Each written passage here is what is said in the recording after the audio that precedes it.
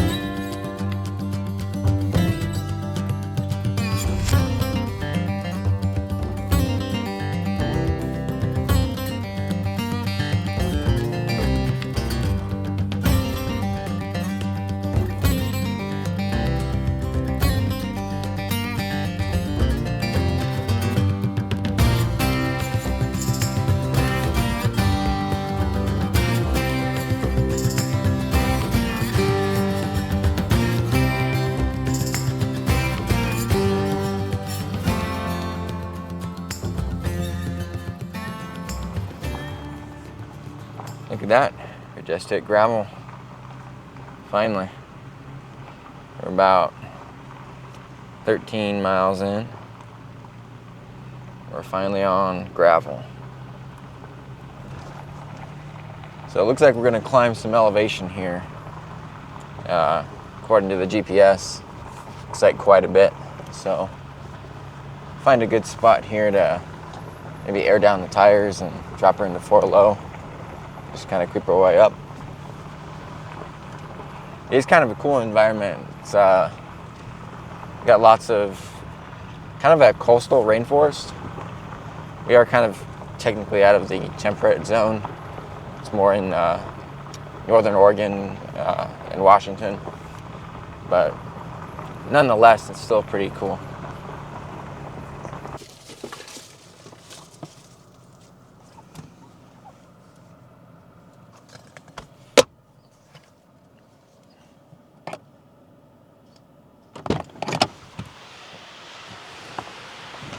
Oh boy, it is windy.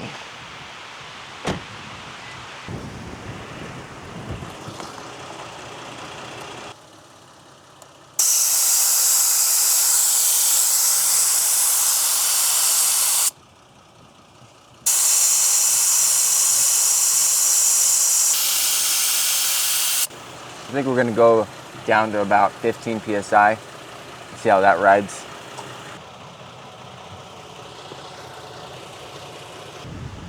So you want to air down because even on a normal gravel road like this, which is not super technical, but you've got lots of whoops, potholes, all sorts of things that your suspension has to go through. By airing down, you want to think of your tires as another part of the suspension. So they help absorb a lot of the little dips, potholes, and things that otherwise would be on your suspension and go through the rest of your truck. So by airing down, you're going to save your shocks, save your ball joints, and all sorts of components on your truck simply because they're being absorbed by the tires first. So always air down if you're going to be going on gravel roads for more than 20 miles. It's definitely worth it.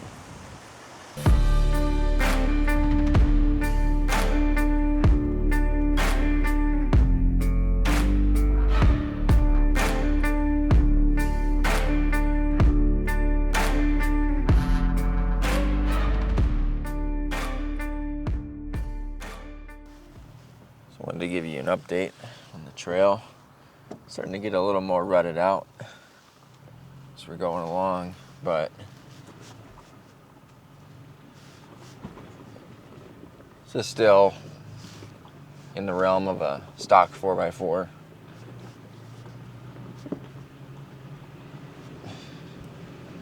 But yeah, no problems. We're in 4 low, just kind of cruising along. We're kind of in this cool little burn area. You see all the snags up in the canopy layer, so that's kind of cool. But we're climbing again. Gone about maybe 30 miles or so. So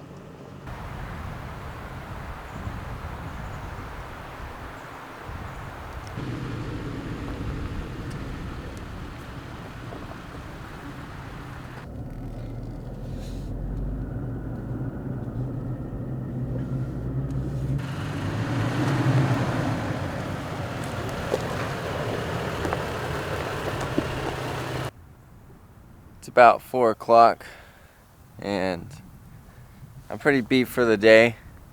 I got up really early to do filming, and so this is camp for tonight.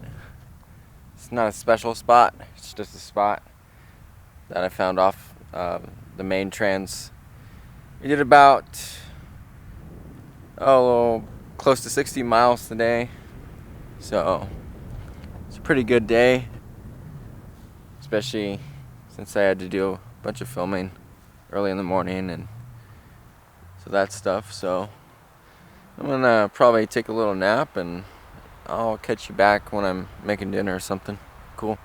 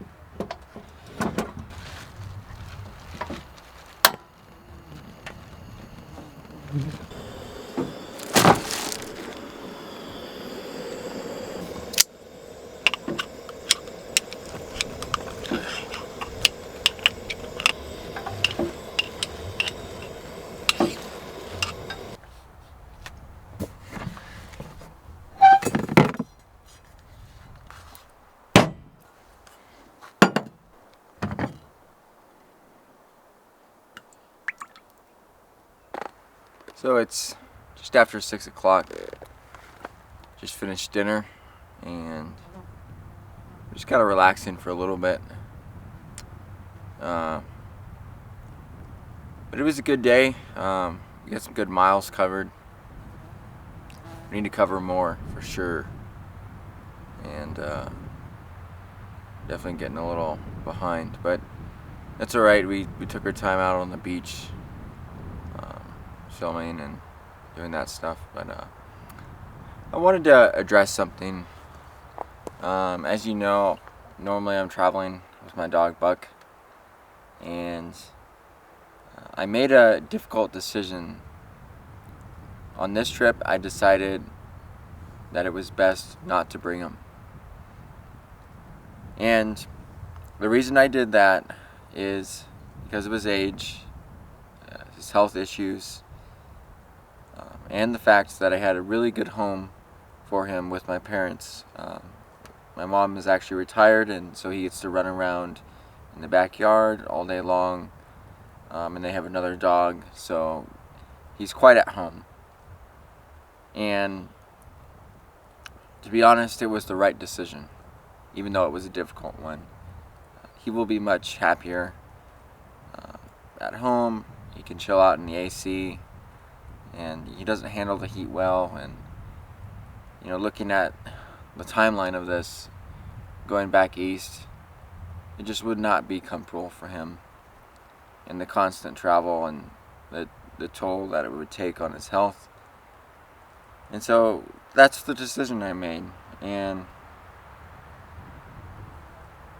it sucks. It really sucks having your dog get to that stage. You don't really think about that when you pick him up as a puppy and he's just a ball of energy. It seems like it's that way for 10 years, and then he started to slow down. But I wanted to say that I'm still going to include him on other trips. I have a few trips coming up that I will include him on, potentially some side quests that are offshoots of separate from the TransAmerica Trail. So I do plan to include him on future trips. I just didn't want to bring him on the long expedition on the TransAmerica. So anyways, enjoy this afternoon breeze and the sun. It's starting to cool off. Today's a lot cooler. Yesterday was pretty brutal, honestly, with the heat and stuff. Today it's probably about 70 degrees out, so it's pretty nice at camp. But,